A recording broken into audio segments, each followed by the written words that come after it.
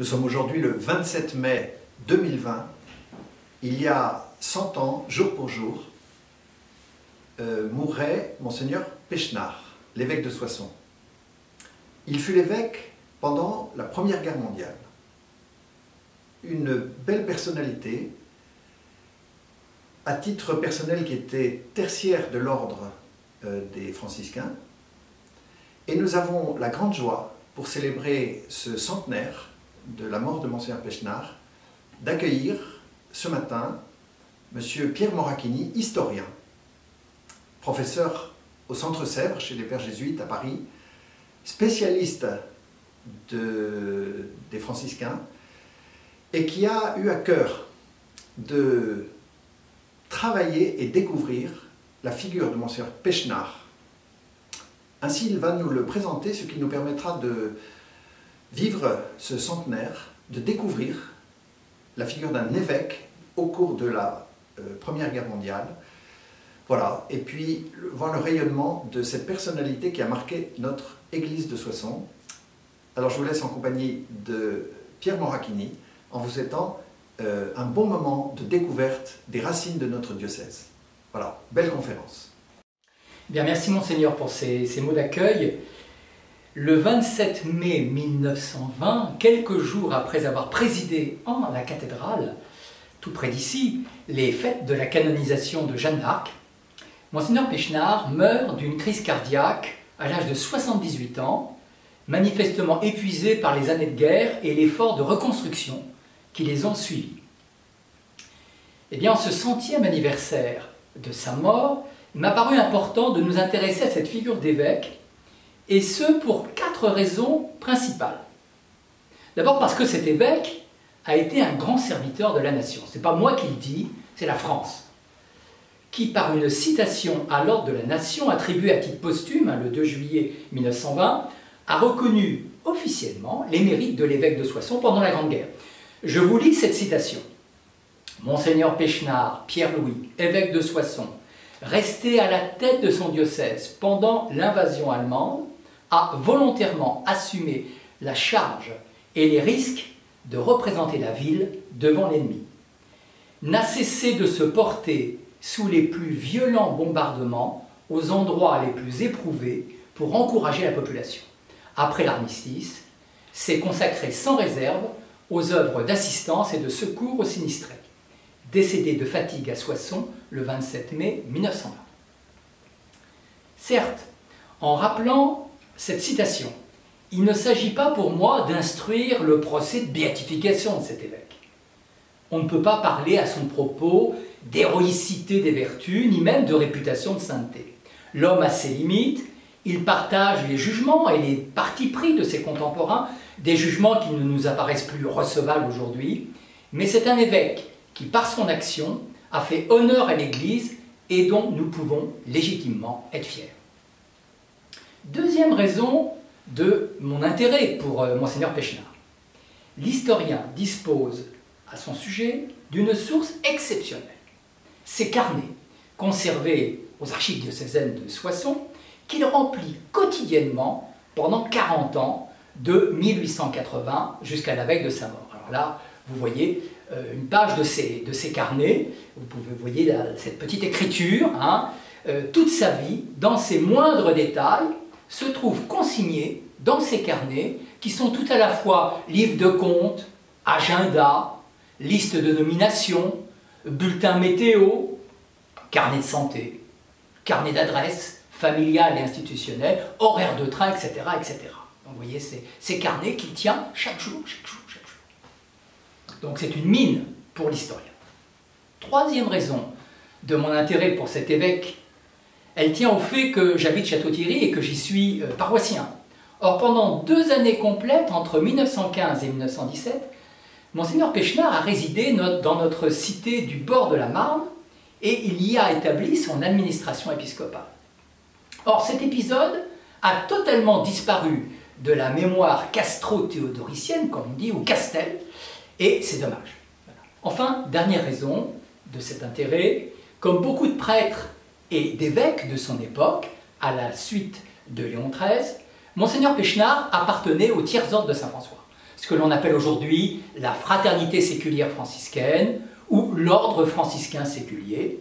Et comme spécialiste d'histoire franciscaine, j'avais envie d'en savoir davantage sur ce que pouvait bien être un évêque tertiaire en France au début du XXe siècle.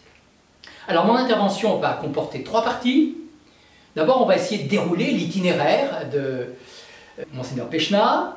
Ensuite, j'essaierai d'éclairer quelques facettes de son action d'évêque pendant justement le moment fort, je dirais, de son épiscopat, la Première Guerre mondiale. Enfin, j'essaierai de conclure en dressant un portrait humain et spirituel de notre évêque. Première partie donc, l'itinéraire.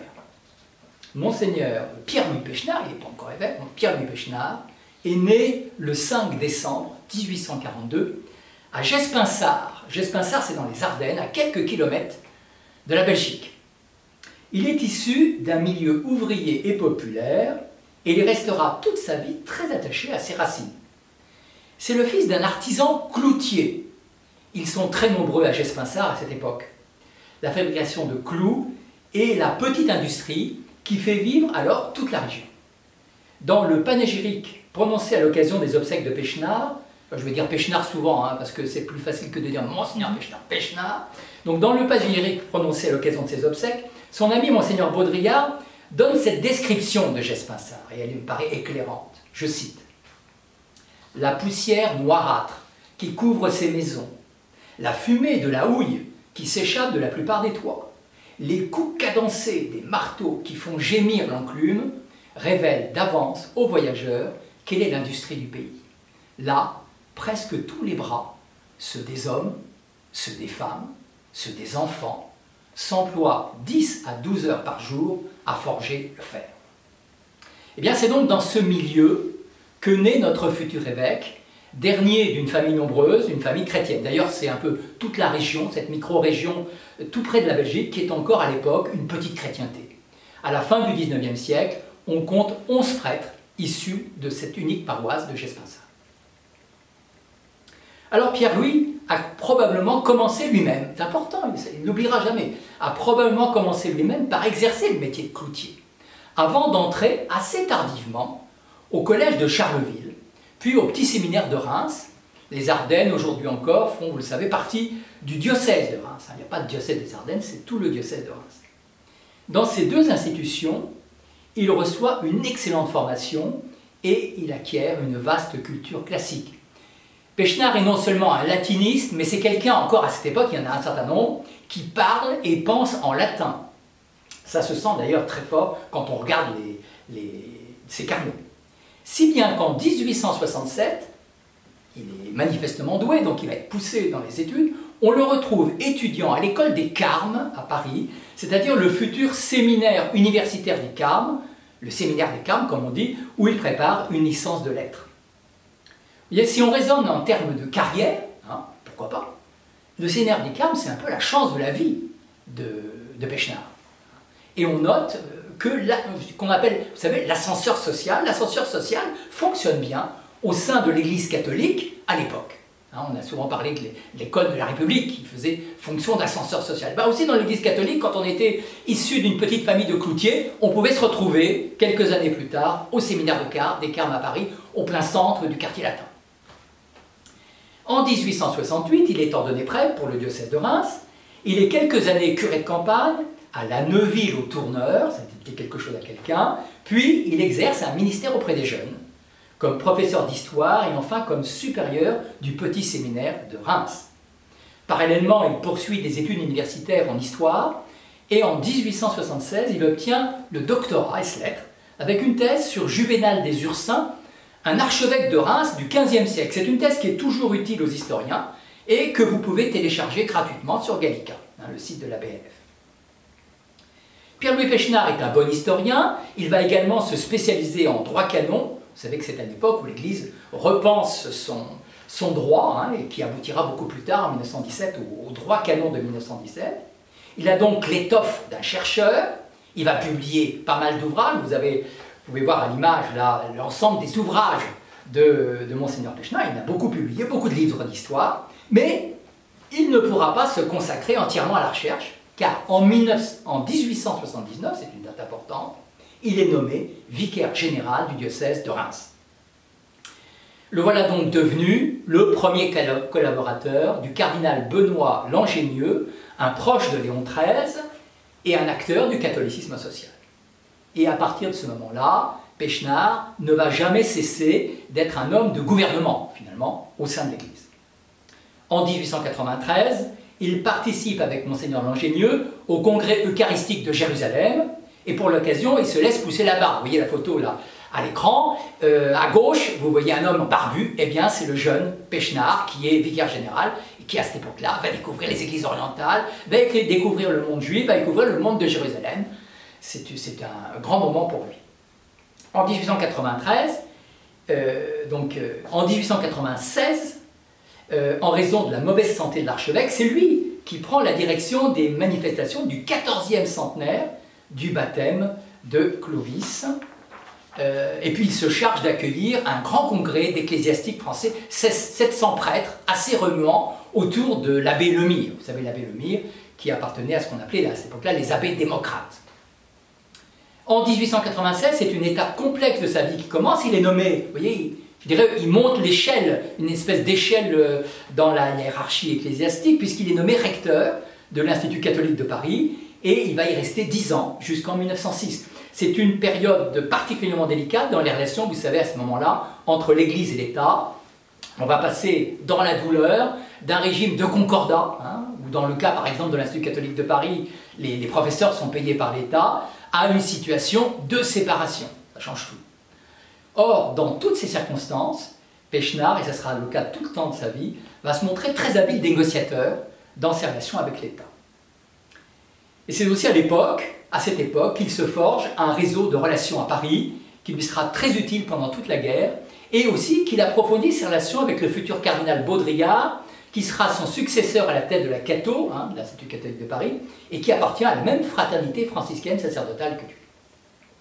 1906, grand moment ici pour nous à Soissons, puisqu'il est nommé par le pape Pie X évêque. Il est nommé le 22 décembre 1906, il est sacré le 30, on disait sacré à ce moment-là, il écrit dans son carnet, c'est le jour de mon sacre. Il est sacré le 31 janvier 1907 en l'église des Carmes. Il prend comme devise Justitia et Pax, justice et paix. Et puis le 5 février suivant, il fait son entrée solennelle à Soissons, avec des grandes processions, des grandes banderoles, des grandes processions. Il note dans ses carnets accueil populaire et démonstration splendide. Et il ajoute loger provisoirement au couvent de l'Enfant Jésus. En effet, nous sommes au lendemain des lois de séparation, en 1906, lendemain des lois de séparation, et l'évêque ne dispose plus d'évêché en tant que lieu d'habitation. C'est d'ailleurs toute l'infrastructure diocésaine qui est à reconstruire. Plus de grands séminaires, les séminaristes ont été expulsés en 1906, plus de revenus, c'est le dénuement extrême. Aussitôt, le nouvel évêque se met au travail, il réorganise et reconstruit totalement son diocèse, il est très à l'aise pour ça, finalement, au spirituel comme au temporel. Dès 1908, il réunit un synode diocésain, il relance une union des catholiques de l'Aisne, une union des laïcs catholiques de l'Aisne. Il rassemble des congrès diocésains, la jeunesse catholique, la Ligue patriotique des femmes françaises, les cercles ouvriers. Il instaure le denier du culte pour avoir des revenus pour ses prêtres et pour lui. Il réunit des fonds pour construire un grand séminaire. Il établit une société de secours mutuel pour le clergé, une espèce de sécurité sociale pour le clergé. Il se préoccupe de la formation permanente de ses prêtres, ainsi que leur vie spirituelle. Lui-même, tertiaire franciscain depuis son grand séminaire, il favorise la création de fraternités franciscaines de prêtres. Bientôt, le diocèse de Soissons, va compter 5 fraternités sacerdotales franciscaines, réunissant 200 prêtres, soit près de la moitié du clergé. Il écrit beaucoup à ses prêtres, et plus largement à ses diocésains. Pendant les 14 années de son épiscopat, il envoie plus d'une centaine de lettres pastorales. Vous voyez, il y a un record à battre là. Plus d'une centaine de lettres pastorales. Par exemple, en 1911, il publie une lettre destinée à ses prêtres, que vous pouvez télécharger, je vous l'indique parce qu'il y en a tellement, mais celle-là, vous pouvez la télécharger sur le site de la Bibliothèque nationale, le site Gallica, vous pouvez la télécharger gratuitement. Alors, dans cette lettre, il titre de 4 points, voilà. il relaie d'abord un appel du pape Pie X qui cherche à développer les missions paroissiales dans le diocèse. Vous savez ce qu'on appelait les missions paroissiales, c'est une espèce de temps fort spirituel, une espèce de coup de massue qu'on donnait sur les paroisses pour les revivifier spirituellement, et qui était assuré en général par des religieux. C'était des capucins, c'était des lazaristes, c'était des rédemptoristes, parfois des prêtres séculiers. Donc Pie X veut relancer les missions. Et ben, Péchenard emboîte le pas et va relancer les missions. Il voit, et dans ses carnets, il y a toute la liste de ces missions qu'il organise chaque année, dans tous les villages, toutes les paroisses de l'Aisne. Bon, premier point. Deuxième point, il rappelle l'importance d'une indulgence franciscaine très populaire, l'indulgence de la portion culte. Bon, il écrit à ses prêtres pour ça. Troisièmement, il invite au développement du culte de l'archange Saint-Michel. Bon, je me demande si le pape François n'a pas assez récemment aussi rappelé l'importance du culte à Saint-Michel. Vous voyez, Pie X le faisait déjà, plutôt Péchenard le faisait déjà en 1911. Enfin, il institue pour les hommes de son diocèse un pèlerinage à Notre-Dame de Liesse. Cette lettre, vous voyez, elle me semble assez typique de ce qu'est notre évêque, un pasteur plus qu'un théologien et un pasteur très attentif aux dévotions populaires. Monseigneur Péchenard se soucie de tous ces diocésains, y compris de ceux qui, au nombre d'environ 40 000, ils sont où ces 40 000? Ils ne sont pas dans l'Aisne, ils vivent à Paris. Paris, vous savez, qui est considéré par les évêques de province souvent comme la Babylone, la ville où lorsqu'on est isolé, on risque fort de perdre la foi. Et pour toutes ces personnes, donc ces 40 000 personnes qui vivent à Paris et en région parisienne, il crée en 1913 une œuvre qu'il intitule « La paroisse de l'Aisne à Paris ». Voici par exemple ce que dit la croix de cette paroisse. Sous ce nom de paroisse de l'Aisne, il faut entendre un groupement de personnes formées entre les immigrés de l'Aisne, à Paris ou dans la banlieue, en vue d'entretenir en eux, avec l'amour du pays natal, l'esprit de fraternité et de religion, et de s'entraider mutuellement en toutes circonstances. Au service de cette paroisse, qui n'est pas vraiment une paroisse, mais plutôt une œuvre, finalement, une association, Monseigneur Péchenard place à Paris des sœurs franciscaines d'une congrégation basée à Saint-Quentin, les franciscaines du Sacré-Cœur. Vous voyez, là, c'est plutôt réseau franciscain qui fonctionne. Alors, évidemment, vous l'imaginez, tout ce travail de reconstruction et de réforme du diocèse est brisé net par le surgissement de la guerre de 14. Vous voyez, en août 1914, il écrit dans ses carnets, je cite, « La guerre arrête tout. Le mouvement des missions est arrêté, je supprime les réunions du comité de la presse, les réunions, etc. Je supprime tout, je supprime les retraites sacerdotales. Le congrès diocésain de Laon, voilà. Je fais des comptes, je suis toujours dans les carnets, dans le clergé, 219 sujets sont mobilisés ou mobilisables, dont 184 prêtres séculiers, 19 religieux, 22 séminaristes. Beaucoup de curés et vicaires s'enfuient à l'approche de l'ennemi, la plupart des paroisses restent sans service religieux. Le 3 août 1914, son domestique, parce qu'à cette époque-là, Monseigneur Péchenard a un domestique, Henri Bessin, part pour la guerre. Et puis le 1er septembre 1914, l'armée allemande entre ici à Soissons. L'évêque ne quitte pas la ville. Et c'est un de ses titres de gloire. N'oublions pas qu'il a 72 ans à cette époque-là. C'est un homme qui n'est plus tout jeune. Pendant quelques semaines, il est totalement coupé du reste de la France. Ainsi, le 25 septembre, il parvient à écrire à son ami, le futur cardinal Baudrillard, en lui expliquant qu'un soldat allemand vient de lui apprendre l'élection d'un nouveau pape, un certain Bénédicte. Et il demande à son correspondant de lui confirmer la nouvelle. Bien entendu, il ne s'agit pas d'une fake news, non, c'est bien de l'élection du pape Benoît XV qu'il s'agit. Mais vous voyez, il l'avait appris par un soldat allemand, il n'avait aucun lien avec le reste de la France, et il voulait pouvoir le transmettre à ses diocésains. Il fallait qu'il ait la confirmation. En cette fin 1914, après la victoire de la Marne, la ville de Soissons est constamment sous le feu des bombes allemandes, car le front s'est établi durablement juste au nord de la ville. Vous voyez la petite carte que vous avez sous les yeux. L'évêque va rester dans sa ville épiscopale, au contact des gens, il vit tout seul avec sa sœur, il va y rester le plus longtemps possible, jusqu'à l'ordre d'évacuation générale qui est donné le 14 janvier 1915. Le lendemain, une carriole le conduit à Ouchy, et de là, il gagne par le train Château-Thierry. Et c'est depuis le 20 rue Saint-Crépin, où il habite à Château-Thierry, où il s'est installé, et tout près de l'église paroissiale Saint-Crépin, qu'il va continuer à piloter son diocèse aux 2/3 envahi. Ce n'est que 2 ans plus tard, en avril 1917, qu'il peut rentrer définitivement à Soissons. Et encore, lors de la dernière grande offensive allemande, en mai 1918, il est surpris en pleine tournée de confirmation à Coulanges et Neuilly-Saint-Front. Il renonce à se rendre à Fère-en-Tardenois et il gagne Château-Thierry dans un wagon à bestiaux, puis Meaux, enfin Paris, où il trouve refuge au séminaire des Carmes. C'en est trop pour cet homme qui tombe malade et qui doit partir se reposer au Mans. Il ne rentrera à Soissons qu'après le 11 novembre 1918. Le spectacle du martyr de Soissons, vous savez que c'est le titre de l'ouvrage qu'il fait paraître à partir des notes et de ses carnets, c'est peut-être l'ouvrage qui est le plus connu peut-être de lui aujourd'hui, le martyr de Soissons. Eh bien le spectacle du martyr de Soissons lui fait dire « J'ai les yeux pleins de ruines ». Il retrouve un diocèse dont 535 des 834 églises sont inutilisables et où des édifices majeurs comme la basilique de Saint-Quentin et la cathédrale de Soissons, toute la nef de la cathédrale de Soissons est écroulée, sont en grande partie détruites.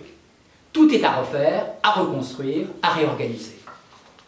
Monseigneur Pechnard s'attelle à la tâche, mais il donne manifestement des signes de faiblesse. Fin 1918, on peut lire sous la plume de Monseigneur Baudrillard « C'est l'extrême misère et ce pauvre diocèse par suite de l'affaiblissement de Monseigneur Pechnard et son gouvernement. » Monseigneur Pechnard ne sait plus où il en est, c'est toujours Baudrillard qui parle, ne sait plus où il en est, et tout le monde proclame qu'il a besoin d'un coadjuteur.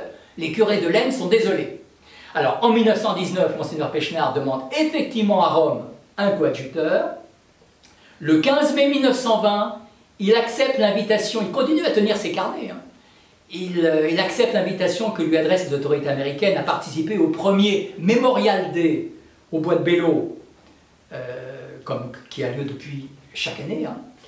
Le 16, on l'a dit, il préside à la cathédrale les fêtes de la canonisation de Jeanne d'Arc, une canonisation dont il avait beaucoup soutenu la cause, comme d'ailleurs de bien d'autres canonisations. Il a passé son temps comme historien à soutenir aussi beaucoup de causes de canonisation. Pierre Fourier, Jean-Baptiste de La Salle, les martyrs des Carmes. Mais bon, il ne pourra pas aller à Belleau, il ne pourra pas aller au Memorial Day, puisqu'il meurt brutalement le 27. Les obsèques ont lieu le 1er juin, c'est la foule. Elles sont présidées par Baudrillard, qui écrit « Nous avons vu cette cathédrale éventrée, tout le centre de la ville rasé. L'oraison funèbre que j'ai prononcée a duré 1 heure et quelques minutes. Il y a eu des moments d'émotion générale. » Le bulletin du diocèse de Reims commente « Monseigneur Pechnard a eu les funérailles d'un chef honoré, d'un évêque vénéré, d'un père universellement pleuré. » Alors après avoir brossé très rapidement l'itinéraire de l'évêque, Monseigneur Pechnard, je vais revenir à la période de la guerre et examiner, toujours au travers de ces carnets qui sont une mine absolument inépuisable, quelles sont alors les priorités de l'action du pasteur. Premièrement, alors même qu'il a perdu tout contact avec les 2 tiers nord de son diocèse, au-delà de Soissons, il ne peut plus y aller, et qu'il ne peut plus résider dans sa ville épiscopale, il a bien conscience d'être l'évêque de tout le diocèse. Il reste l'évêque de tout le diocèse. Par exemple, il se tient constamment informé des bombardements de Soissons, et notamment de la cathédrale. Vous voyez, constamment dans les carnets. Par exemple, en mars 1915, il note « La voûte s'est écroulée ». En novembre 1916, Soissons bombardée en ces jours-ci, la cathédrale est touchée, et en particulier la salle capitulaire. Alors qu'à ce moment-là, donc, il est à Château-Thierry, mais il pense l'ensemble du diocèse. Il n'oublie pas de faire transporter les objets précieux et les tableaux de la cathédrale à Ouchy, ainsi que les archives du diocèse. Dès qu'il y a une accalmie, il cherche à retourner à Soissons. En octobre 1916, muni d'un sauf-conduit qui a été conservé, qui est conservé donc aux archives diocésaines, et bénéficiant de la voiture et probablement du chauffeur du préfet de Laon, il parvient à passer quelques jours à Soissons.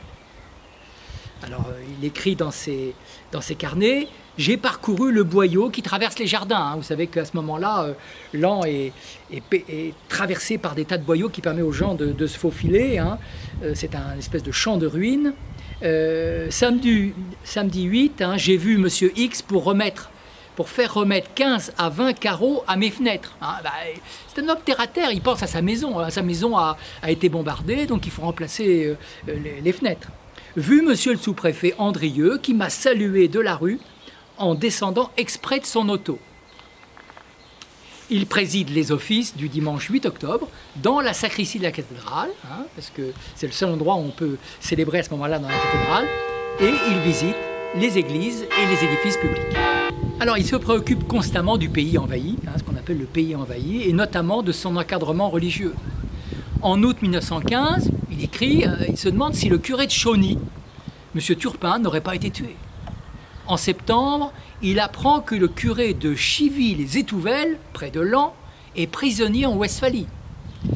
L'année suivante, dans la semaine religieuse qu'il a relancée depuis Château-Thierry, c'est un moyen de communication, il relance, dès qu'il est à Château-Thierry, il relance la semaine religieuse, il s'indigne, je cite, « La cathédrale de Laon sert de lieu de réunion et de salle de concert pour les Allemands. Le cardinal Hartmann, l'archevêque de Cologne, et qui est un peu le chef de file de l'épiscopat allemand, y a officié pontificalement, ainsi qu'à Anisy-le-Château, vers Pâques. Et il note « question grave au point de vue canonique ». Et de fait, pour un évêque, officier pontificalement dans la cathédrale de Laon, c'est d'une certaine manière nier l'autorité de l'évêque du lieu. Monseigneur Pechnard a d'ailleurs bien conscience que son autorité spirituelle ne s'étend plus sur ces territoires occupés. Le 17 septembre 1915, il note Monseigneur Schulte. Monseigneur Schulte, c'est l'évêque de Paderborn et quelqu'un qui a été pendant longtemps un espèce d'intermédiaire officieux entre les deux épiscopats, entre l'épiscopat allemand et l'épiscopat français. Eh bien, Monseigneur Schulte m'apprend que mes 3 archiprêtres de Laon, Saint-Quentin et Vervins ont reçu des pouvoirs de vicaires généraux. Ce n'est pas lui qui les a accordés, c'est un autre évêque. N'oublie pas les religieuses aussi, notamment les Augustines de Soissons, décimées par les bombardements, et il s'arrange pour intégrer les 7 sœurs survivantes à une autre communauté d'Augustines, celle de Château-Thierry.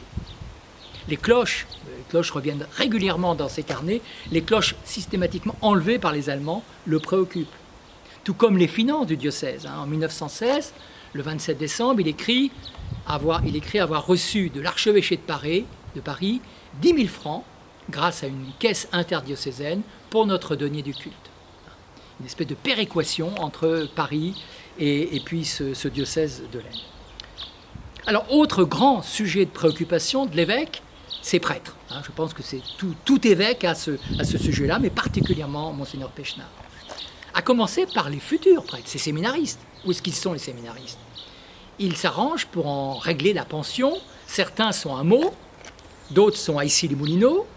Et non seulement ils règlent leur pension, mais ils surveillent leurs notes à leur examen. Là encore, dans les notes, dans les carnets, ils notent, ils vérifient les notes des examens de ces séminaristes.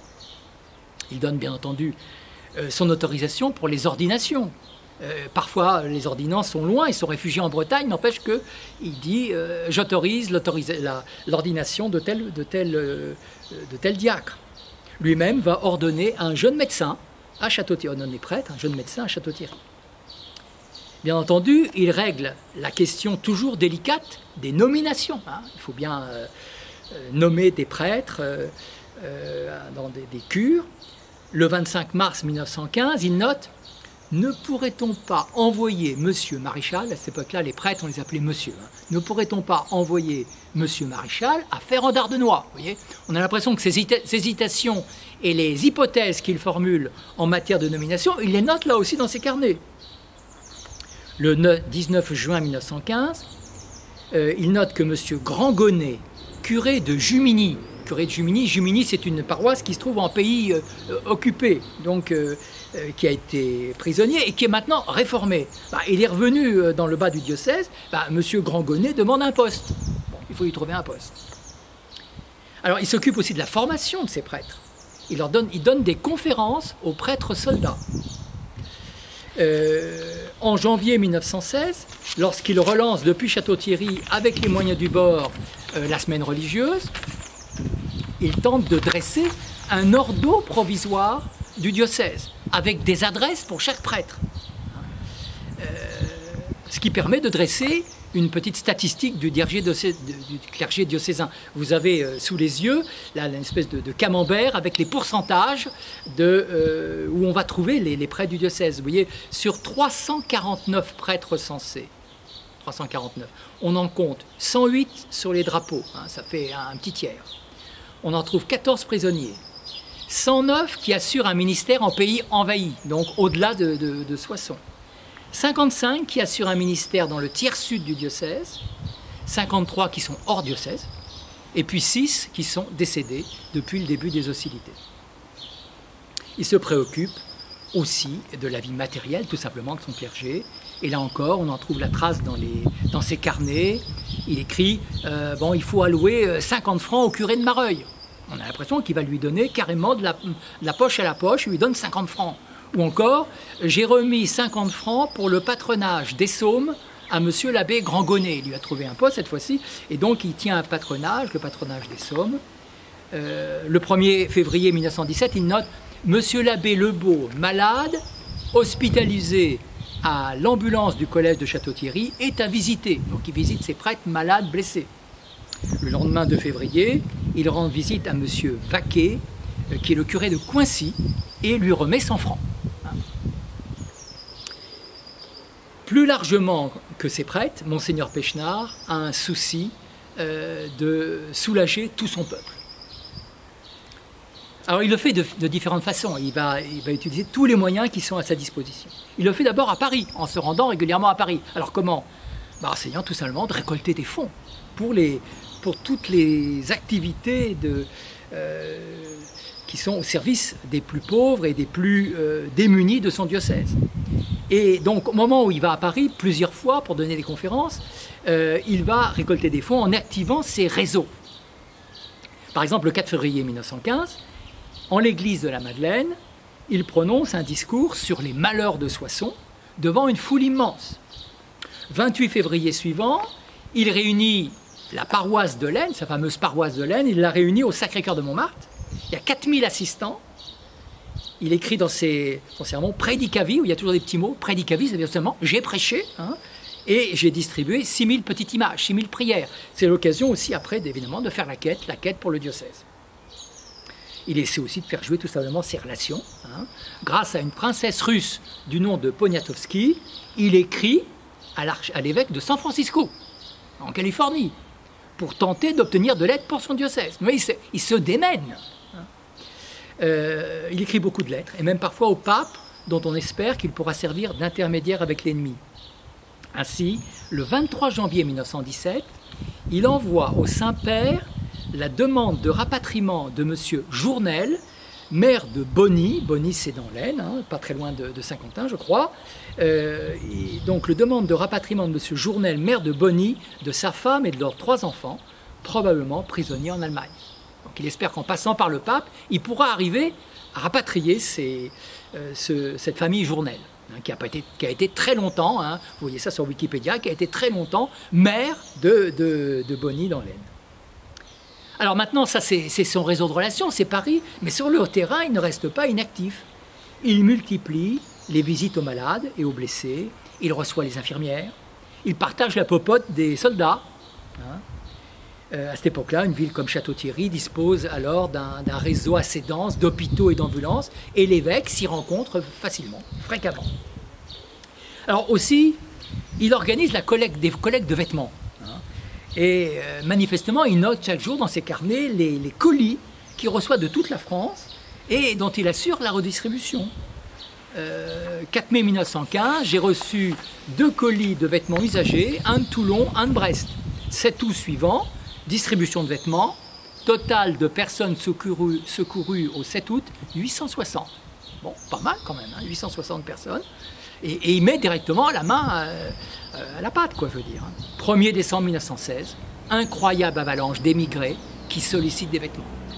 On n'imagine pas, en particulier dans toutes ces régions-là, combien il y a des gens qui ne cessent de passer et qui demandent constamment des secours. Hein. Et des gens pas forcément de l'Aisne, mais aussi des gens qui viennent de Verdun, qui viennent de Belgique. Alors bien entendu, l'évêque parcourt les villages à l'occasion des confirmations, mais aussi lors de cérémonies qui en principe ne nécessitent pas une présence épiscopale. Ainsi, le dimanche 5 décembre 1915, le lendemain de ses 73 ans, il célèbre la messe paroissiale à Étampes-sur-Marne. Étampes-sur-Marne, c'est une petite commune près de Château-Thierry, où 19 enfants font leur première communion. le brouillon de son homélie est conservé aux archives diocésaines. Vous en voyez un petit extrait là sur votre écran. Alors, il rappelle aux enfants ce propos de Napoléon, hein, on voit qu'il est toujours historien, il rappelle aux enfants ce propos de Napoléon au général Bertrand, peu avant de mourir. Voilà ce qu'aurait dit Napoléon, c'est intéressant à savoir. La première communion a été le plus beau jour de ma vie. Voilà. Et il dit aux enfants, pour vous aussi, la première communion, peut-être, hein, sera le plus beau jour de votre vie. Voilà, j'en termine là avec ces priorités de l'évêque en temps de guerre, hein, ce qui n'empêche pas de trouver un peu de temps pour la vie intellectuelle, pour la vie artistique, et puis aussi pour la vie de détente. On le voit se promener dans les quartiers, de temps en temps il se promène. Alors l'historien n'est jamais bien loin, il fréquente régulièrement la bibliothèque de la Société historique de Château-Thierry. Hein. Je signale aussi entre parenthèses qu'il était membre de la Société historique de Soissons et que les gens de Soissons, les historiens de Soissons, étaient très contents de l'avoir comme membre de la Société historique de Soissons. Il se préoccupe aussi tout simplement du sort des manuscrits précieux de Prémontré qui étaient conservés à la bibliothèque de Soissons. Il se demande dans ses carnets si on a bien pris soin, parce que la bibliothèque risque d'être bombardée, de les mettre en lieu sûr. En septembre 1916, là c'est aussi quelque chose d'intéressant, il prend le temps d'aller 17 fois chez le peintre Edmond Amand-Jean qui réalise son portrait. Hein, un tableau qui est aujourd'hui conservé dans les réserves du musée d'Orsay et dont j'avais espéré un moment qu'il serait présenté cette année au musée de Soissons, mais bon, c'était compté sans le confinement et tout ce qui nous arrive actuellement. Alors ici nous sommes dans la cathédrale, devant la pierre tombale des évêques de Soissons. Hein, ça remonte au XVe siècle, hein, depuis Jean Millet. Et on y trouve effectivement la pierre tombale de Pierre-Louis Pechnard, évêque de 1906 à 1920.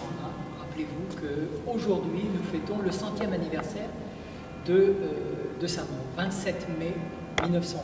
Alors, on a déjà dans une première partie évoqué l'itinéraire de l'évêque.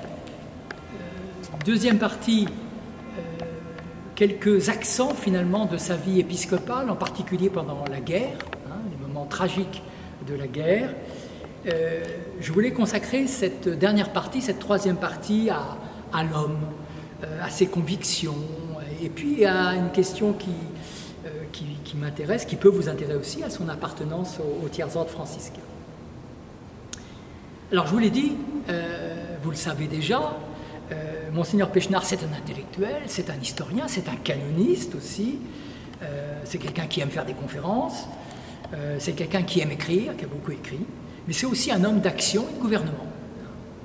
En décembre 1906, au moment de son élévation à l'épiscopat, dans l'Éclair de l'Est, l'Éclair de l'Est c'est le futur Est-Éclair, vous savez, qui est très connu, quotidien bien connu, on peut lire, il est réputé, donc Monseigneur Pechnard est réputé pour avoir de très remarquables aptitudes administratives, de la ténacité dans les affaires et pour être incapable de compromission. Alors en même temps, c'est un homme qui donne l'impression de fonctionner assez seul. Certes, l'évêque a un conseil qui se réunit chaque vendredi matin, mais en réalité, on a l'impression que toute la vie du diocèse passe par lui. C'est en tout cas l'impression que donne la manipulation de ses carnets. On a l'impression qu'aussi bien la vie économique, la vie spirituelle, les tragédies peuvent connaître aussi des prêtres. Hein. Il y a aussi des prêtres qui connaissent de grosses difficultés. Hein. Alors ça apparaît dans ses carnets, souvent écrits en latin d'ailleurs, peut-être pour que ça se voit moins, mais il l'écrit en latin. Tout ça se retrouve dans les carnets et donc toute la vie du diocèse passe par lui. On a l'impression que son vrai conseil, par certains côtés, ce sont ces carnets auxquels il confie ses difficultés et ses hypothèses. Pierre-Louis Pechnard est un homme qui partage les convictions un peu majoritaires chez les catholiques de son temps. Il est, bon, c'est pas très étonnant, profondément anti-germanique, hein, comme beaucoup de gens à l'époque, et puis anti tout ce qui touche de près ou de loin l'Allemagne. Hein. Il est en particulier contre le protestantisme, hein, Luther, mais aussi contre Kant, hein, Kant qui nous aurait apporté tous les malheurs du monde, et Kant et l'idéalisme allemand. Tout ce qui peut représenter de près ou de loin l'Allemagne, c'est diabolique. C'est un homme qui est marqué, et c'est un peu toute la région qui veut ça, il est marqué par le catholicisme social. On dirait aujourd'hui, d'une certaine manière, c'est un peu un chrétien de gauche. Mais avec la contrepartie assez courante chez les catholiques sociaux de positions marquées par l'anti-judaïsme, pour ne pas dire l'antisémitisme. Son ouvrage de Reims à Jérusalem, Pèlerinage et congrès eucharistique, paru à Reims en 1893, en est par endroits la triste illustration. Je crois qu'il faut avoir le courage de lire telle ou telle phrase voilà, donc il est à Jérusalem, il décrit Jérusalem, et il dit ceci: à Jérusalem, le juif se croit chez lui. Depuis que la Russie a proscrit les fils d'Israël, il se réfugie en bande en Palestine. Ils se multiplient tellement à Jérusalem qu'ils deviennent un vrai sujet d'inquiétude. Il est impossible d'en savoir le nombre parce que dans les recensements, ils disparaissent comme des souris dans leurs trous et échappent ainsi au paiement de l'impôt. À Jérusalem comme en Europe, ils ont déjà mis la main sur tous les genres de trafic et sur toutes les professions lucratives. Donc vous voyez, tous les poncifs, toutes les accusations faciles, toutes les injustices commises contre les Juifs apparaissent dans ces écrits. Donc voilà, il faut le noter. Hein. Je pense que le père Léon Dehaon était un peu de cette même ordre, hein, catholique social d'un côté, et en même temps ayant des traits, je dirais, soit, on pourrait parler d'anti-judaïsme, soit d'antisémitisme. Alors maintenant, du point de vue de ses appartenances religieuses, on peut dire que c'est un homme qui est de son époque aussi, qui, je dirais, collectionne les affiliations spirituelles. Je m'explique. Il est tertiaire franciscain, je vais y revenir dans un tout petit instant, mais il porte aussi le scapulaire de Notre-Dame du Mont-Carmel, il est coopérateur salésien, et puis il est associé spirituellement à un Carmel parisien. Vous voyez, ça fait des affiliations assez différentes. Et en cela, il ressemble à nombre de ses contemporains, et je dirais, par exemple, il ressemble à quelqu'un comme Sainte Zélie Martin, hein, vous savez, qui était la mère de Sainte Thérèse. Et Zélie, d'ailleurs, si je fais la comparaison, c'est à dessein, c'est parce que Zélie était également tertiaire franciscaine. Le 29 septembre 1875, dans une lettre à sa belle-sœur, Zélie confie. Elle écrit ceci: « Il y a longtemps, déjà longtemps, ma chère sœur, que je suis dans l'association de la Ligue du Cœur de Jésus, mais je n'en suis malheureusement pas meilleure pour cela. Car je suis de toutes les associations et je n'en remplis pas assez fidèlement les obligations. » Être de toutes les associations, pour reprendre l'expression de Zélie, c'est sans doute une manière pour les chrétiens de l'époque de répondre aux appels de l'Église. Et en même temps, cela relativise chacune de ses appartenances. Zélie Martin, comme Besnard, ont sans doute été des tertiaires parfaitement sincères, mais à la manière de beaucoup d'autres à l'époque, davantage comme un espèce de marqueur de fidélité à l'Église que comme un engagement profond et conscient à la suite du Poverello, à la suite de saint François d'Assise. L'appartenance au tiers-ordre franciscain, il faut le reconnaître, suppose en principe une vie pauvre, une vie sobre, une vie humble. Cela ne semble pas tout à fait le cas d'un Pierre-Louis Besnard. Le fait d'avoir un domestique, son rapport à l'argent, son sens des hiérarchies sociales, un certain goût pour les distinctions et les honneurs, tout cela nous paraît éloigné de la figure du petit pauvre d'Assise. Son ami, le cardinal Baudrillard, lui aussi tertiaire franciscain, s'est expliqué sur ce point en répondant à une lettre de félicitations du supérieur d'une fraternité franciscaine de laïcs après son élection à l'Académie française. Je cite. Voilà, et là, il répond à un laïc qui est tertiaire et qui vient de le féliciter. Il lui écrit ceci: « Monsieur et cher frère en Saint-François, merci mille fois à vous et à votre fraternité et à cette fraternité. C'est un genre d'honneur que saint François n'eût peut-être pas beaucoup goûté pour les siens. Mais tout peut se prendre en esprit d'humilité. Il faut n'y voir qu'un moyen de mieux servir Dieu et l'Église dans les temps où nous sommes. Avec l'aide de vos prières, j'espère que notre Seigneur permettra qu'il en soit ainsi pour moi. » Nul doute que Baudrillard est ici parfaitement sincère et que Besnard pensait exactement comme lui. Il n'empêche que dans l'absolu, les tertiaires franciscains, on les souhaiterait un peu plus franciscains. Voilà, je conclus.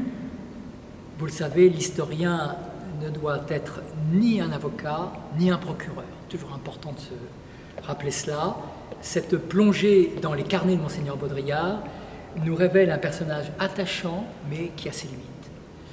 Néanmoins, courageux, proche des gens, père du peuple, Pierre-Louis Pechnard constitue un maillon fort de la succession apostolique, laquelle depuis 1700 ans à peu près permet à l'Église d'être fortement bien implantée sur les rives de l'Aisne et sur celles de la Marne. Merci Monseigneur Pechnard et continuez à reposer dans la paix. Un très très grand merci, cher Pierre Moracchini. On sent que vous avez beaucoup travaillé en historien. Il reste à faire, il reste à faire. Vous nous avez transmis une connaissance historique sur Monseigneur Pechnard, j'en suis très reconnaissant, mais vous nous avez aussi transmis une ferveur et une passion, et ça fait du bien. Et je sens que nous puisons dans les racines de notre Église de l'Aisne. J'aurais 3 remarques. Une première, c'est pour constater que Monseigneur Pechnard, voilà, nous sommes en contact avec une autre ecclésiologie que celle que nous vivons depuis toute l'évolution du XXe siècle et en particulier le Concile Vatican II. Son ecclésiologie est fort pyramidale en ce début de XXe siècle. Une deuxième chose qui me touche, nous voyons un Monseigneur Pechnard qui est vraiment un homme qui a une capacité d'action, une capacité de compréhension de la situation avec le registre de son analyse intellectuelle et une capacité de projet. Et lorsqu'il arrive en 1906 à Soissons jusqu'à la guerre, on voit ainsi, vous nous avez décrit, les différentes initiatives qu'il prend qui sont fondatrices ou refondatrices pour l'Église de l'Aisne. La guerre arrive, tout est par terre. Quelle douleur! Et on sent, vous l'avez un peu mentionné au début, que c'est un homme qui va être brisé par ce qui se vit durant la guerre. Écoutez, c'est peut-être plus modeste, mais en cette crise du coronavirus et de confinement, je dois dire que ça m'éclaire et me pénètre. Voilà, nous étions ces dernières années en très fort projet pour aller au contact des jeunes, une évangélisation renouvelée de la jeune génération, avec des réseaux qui se construisent et un projet de grand rassemblement. Voilà, la crise arrive, tout ça est mis par terre. Nous espérons qu'on pourra reprendre le travail, mais il est évident qu'il y a un élan au plan humain, un élan brisé. Dieu merci, la Providence peut permettre que l'élan de fond soit quelque chose de fécond.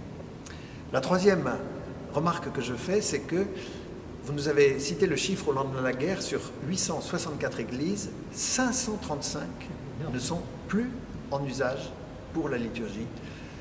Et nous voyons bien que tout un peuple va se mettre dans une dynamique de reconstruction. Voilà, je crois qu'on est héritier d'un peuple courageux, de prêtres et d'évêques aussi, qui se sont livrés à la reconstruction d'un terroir qui a été tellement meurtri. C'est un héritage qu'ils nous transmettent. Voilà, je confie en ces temps dont nous sentons bien que ces temps sont durs. Nous confions à l'intercession de Monseigneur Pechnard et de tous les évêques qui m'ont précédé. Un immense merci. À bientôt.